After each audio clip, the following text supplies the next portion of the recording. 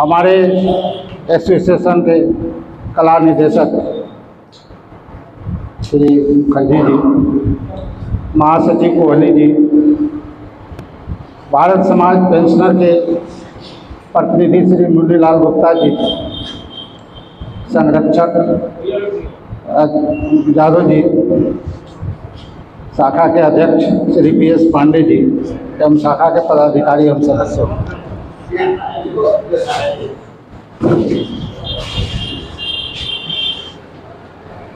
आज आप सबका अभिनंदन है, वंदन है।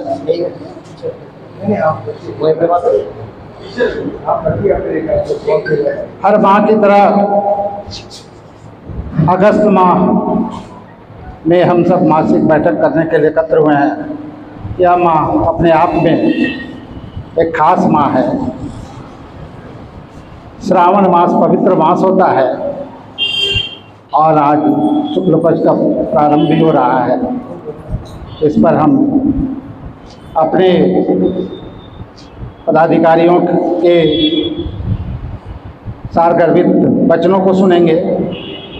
इस माह में पढ़ने वाले जन्म दिवस वाले सदस्यों का अभिनंदन करेंगे, वंदन करेंगे, जन्मोत्सव मनाएंगे। आप सबका स्नेह इस शाखा को इसी तरह से मिलता रहे। कार्यक्रम का प्रारंभ आज के बैठक के अध्यक्ष श्री अमीर अहमद जी से अनुमति चाहूँगा कि कार्यक्रम प्रारंभ किया जाए। अध्यक्ष महोदय की अनुमति से आज का कार्यक्रम प्रारंभ किया जा रहा है। अगस्त माह भारतीय इतिहास के लिए इतिहास बनकर आता है। आज़ादी का अमृत महोत्सव जो कि हम 12 मार्च 2021 से संकल्प लेकर मना रहे थे कि अपने वीरों को नमन करेंगे, उन्हें याद करेंगे और उनके दिखाए पथ पर चलने का संकल्प लेंगे।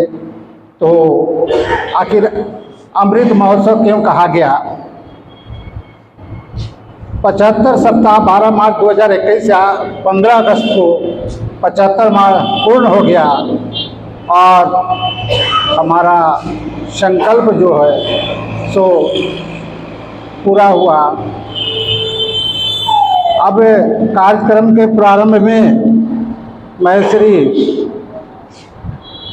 आनंद कुमार गौर जी शाखा के शाखा मंत्री से आग्रह करूंगा कि हमें और अपने 2 शब्द आप लोगों को के बीच रखें। सभी पेंशनर बंधुओं, आप यहाँ उपस्थित हुए हैं, खुशी की बात। जन्मदिन वाला ही कर लीजिए। आज शाखा में और कुछ लोगों का जन्मदिन पिछले माह मनाया गया। इस महीने भी हर महीने भी जन्म चलता रहेगा। जिन लोगों का जन्मदिन का नाम हम यहाँ से नाम बोलते हैं। देखिए, जो लोग अगर उपस्थित हो तो कृपया अपना हाथ उठा देंगे, इससे पता चल जाएगा कि वो लोग आ गए हैं। श्री रामनरेश विश्वकर्मा जी, अरुण कुमार, श्यामलाल माझी, अच्छा माझी बिशप है, श्यामलाल माझी, अशोक कुमार सक्सेना जी और राधे श्याम त्रिवेदी। विश्वकर्मा जो है लंबे उम्र, आइए आइए सर, आ जाइए, हम आपका नाम। और ये लोग उपस्थित हैं। जिसके बाद जो है कार्यक्रम के लिए हमारे अध्यक्ष जी आएंगे, कुछ अपनी बात करेंगे। नहीं हमको दीजिए बुला रहे हैं, बुला रहे हैं।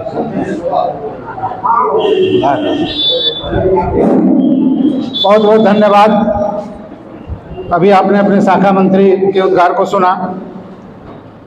अब कार्यक्रम का प्रारंभ हो, इसके लिए कैसे व्यक्तित्व को आपके सामने ला रहा हूँ, जिनके लिए 2 शब्द मैं कहना चाहूँगा। चंचल चितवन तेरे नैना प्रीति की भाषा करते हैं, चंचल चितवन तेरे नैना प्रीति की भाषा करते हैं। जीवन की तपिश को सहने की ऊर्जा नूतन देते हैं। जीवन की तपिश को सहने की ऊर्जा नूतन देते हैं। दृष्टि में सौंदर्य बोध, सृष्टि में नित अभिनव सी शोध, सद्भाव शांति साहस से नित रोम रोम भर देते हैं। और आपके शाखा के अध्यक्ष महोदय इस तरह के हैं, और वैसे व्यक्तित्व श्री पांडे जी को मैं आमंत्रित कर रहा हूं, आवें और अपने उद्गार हमारे बीच रखें। श्री PS पांडे जी।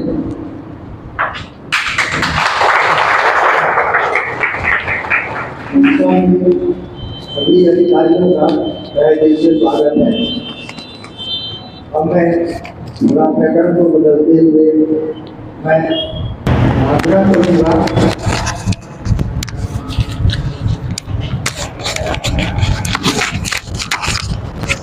आग्रह करूं श्री GN सिंह आवें और श्री मुन्नी लाल जी को पुष्प गुच्छा देकर स्वागत करें।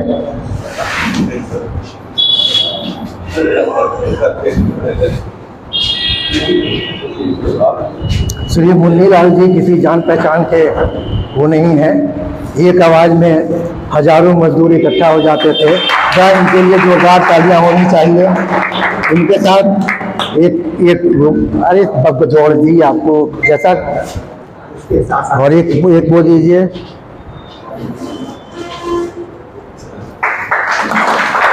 धन्यवाद मुन्नीलाल जी। अब मैं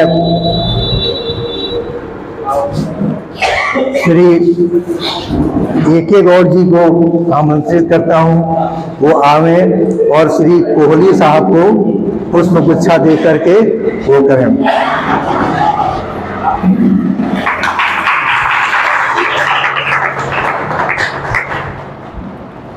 अब मैं श्री अमरेंद्र कुमार सिन्हा जो यहाँ के व्यवस्था में काफ़ी सहयोग करते हैं, आवें और आज के केंद्रीय कमेटी के कला निदेशक श्री मुखर्जी साहब बैठे हुए हैं, इनका पुष्प गुच्छा देकर स्वागत करें।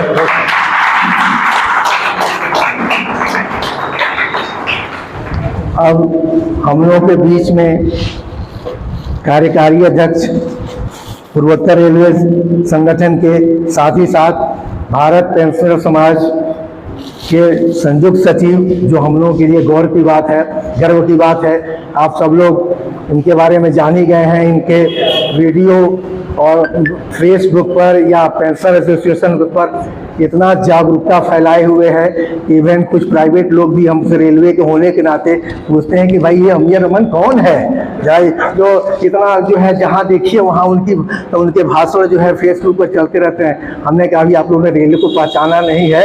रेल में ऐसे ऐसे छुपे रुस्तम है जो बिगड़ी हुई रेल व्यवस्था को भी सही कर लेते हैं। तो हमारे माननीय रमन जी उन्हीं लोगों में से हैं, और माननीय रमन जी के स्वागत के लिए मैं चाहूँगा कि बिछिया के जितने भी ऑफिस बेयरर्स हैं, हमें राम कुमार जी के साथ और एक साथ हम सब लोग मिलकर इनका स्वागत करेंगे। या जोरदार तालियों से रमन जी का स्वागत हो।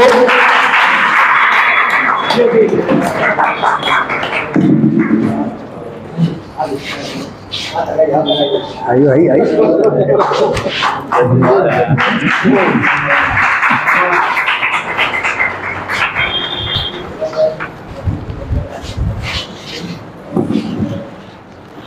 अब मैं कार्यक्रम के संचालन हेतु श्री भानु प्रकाश जी को बता रहा हूँ, अपना वो जो है अगला कार्यक्रम संचालित करें। बहुत बहुत धन्यवाद।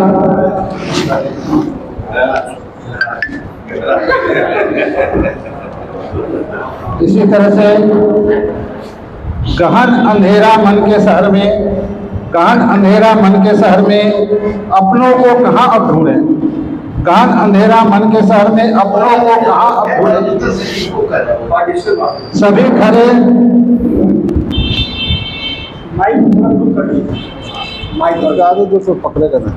सभी खड़े बाजार में अब हैं, भीड़ कहाँ अब ढूंढे, सब कुछ अब बिकने ही लगा है, सब कुछ अब बिकने ही लगा है। एहसास कहाँ जज्बात कहाँ, एहसास कहाँ जज्बात कहाँ, अपनापन का मूल्य नहीं, अपनापन का मूल्य नहीं, सपनों को कहाँ तक ढूंढे, सपनों को कहाँ तक ढूंढे।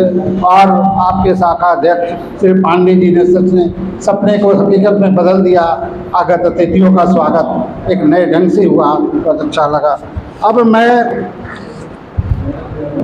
आपके बीच भारत समाज के प्रतिनिधि श्री मुनीलाल गुप्ता जी को से आग्रह करूंगा कि अपने शब्द आपके बीच रखें, जिससे आपको प्रेरणा मिलेगी। मुनीलाल गुप्ता जी।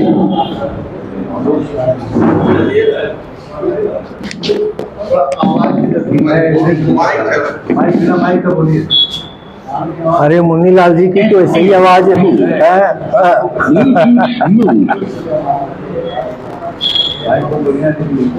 बोलिए माइक।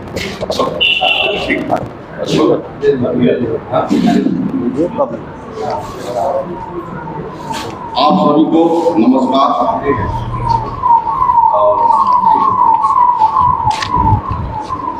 ये मैं कुछ बोलने के पहले सरकार बहुत सारी सभा में घर में पैदा हो जाए हमारे कार्यकारी अध्यक्ष, तो वैसा लोग देखते हैं तो जोश आ जाता है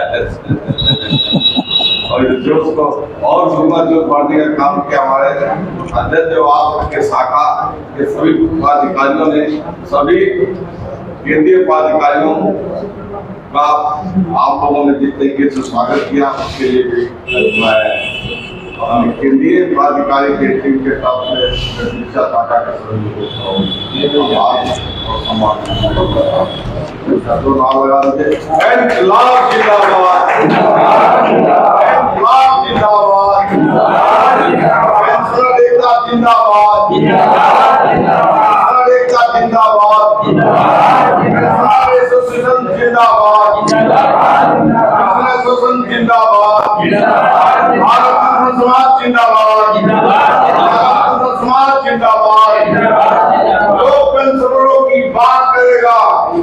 वही देश पर राज करेगा, बात करेगा वही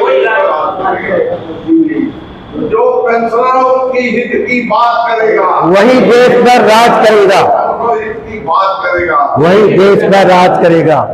साथी अभी नमन जिंदाबाद, जिंदाबाद जिंदाबाद, अभी नमन जिंदाबाद, जिंदाबाद जिंदाबाद, कोहली जिंदाबाद, जिंदाबाद जिंदाबाद, जिंदाबाद, जिंदाबाद जिंदाबाद।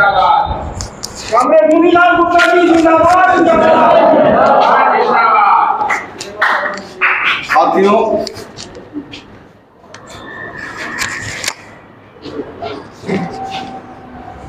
परम आदरणीय पूर्वोत्तर रेलवे पेंशन एसोसिएशन के कार्यकारी अध्यक्ष श्री अमीर अमन जी और हमारे भारत पेंशन समाज के ज्वाइंट जनरल सेक्रेटरी, हमारे एसोसिएशन के महामंत्री और हम लोगों के युवा साथी श्री ए.के. कोहली जी, हमारे एसोसिएशन के कला निदेशक श्री मुखर्जी दादा जी, आप हमारे एसोसिएशन के सूचना एवं प्रसारण मंत्री श्री भानु प्रकाश नारायण जी, जिसके सौजन्य से आजकल पूर्वोत्तर रेलवे पेंशन एसोसिएशन और मैं तो कहूँगा भारत पेंशन समाज के द्वारा किए गए कार्यों का इतना दूर दूर तक प्रचार हो रहा है और लोगों को जानकारी हो रहा है कि उसके लिए जितना उनका सम्मान किया जाए कम है। हमारे केंद्र के पदाधिकारी, बिछिया शाखा के पदाधिकारी भी, लेकिन हमारे केंद्र के भी ये पदाधिकारी हैं शरण जी, बहुत क्रांतिकारी आदमी रहे हैं हमेशा से। हमारे बिछिया शाखा के संरक्षक जी श्री यादव जी, और बिछिया शाखा के अध्यक्ष श्री यादव जी, हाँ श्री पांडे जी, जिनकी पहली उपस्थिति में आज की बैठक में एक अलग एक रौनक देखने को मिला, जो अवश्य बिछिया शाखा के लोगों में एक नई ऊर्जा का संचार करने का काम करेगी। मैं पांडे जी का भी धन्यवाद देता हूं। साथियों, बहुत समय मैं नहीं लूंगा। अभी आप लोगों ने 2 दिन पहले पूरे देश में 77वां स्वतंत्रता दिवस मनाने का कार्यक्रम किए आप लोग, और आप लोगों की तपस्या और त्याग के नाते हम लोगों ने भी जो मुख्यालय है, मुख्यालय में पूर्वोत्तर रेलवे पेंशन एसोसिएशन के केंद्रीय कार्यालय पे श्री अमीन अमन जी के द्वारा झंडारोहण फहराने का काम किया गया। ये हम लोगों के लिए भी एक आजादी का एक विशेष त्योहार था, और उस अवसर पे बहुत बड़ी संख्या में लोगों ने, अच्छी संख्या में लोगों ने भाग लेने का काम किया और दिखाए। यहाँ जहाँ पे कार्यालय है वहां पे लगभग 5 कार्यालय है। वहाँ क्लास 1 एसोसिएशन का भी है, प्रोमोटी एसोसिएशन का भी है, schedule caste schedule tribe association का भी है, ओबीसी का भी है, और नरमू का भी है, आरपीएफ का भी है। लेकिन ये कहने में हमको गर्व महसूस होता है कि जितने शानदार तरीके से हम लोगों के एसोसिएशन का झंडा फहराया गया, और ऐसा रौनक अन्य लोगों के झंडारोहण कार्यक्रम में नहीं था। तो साथियों, ये आप लोग जब ऊर्जा भरते हैं तो हमारे जो बड़े जो लीडर हैं उनके अंदर और दुगना ऊर्जा बढ़ने का काम होता है, और नई नई चीजें करने की ये होता है। और साथियों, मैं आपको, क्योंकि कुछ 3-4 चीजें हैं, सब हमारे कार्यकारी अध्यक्ष और हमारे कोहली साहब बताने का काम करेंगे। कुछ संगठन की बात करेंगे, कुछ संगठन से हट के जो बातें हो रही है ये भी बात करेंगे।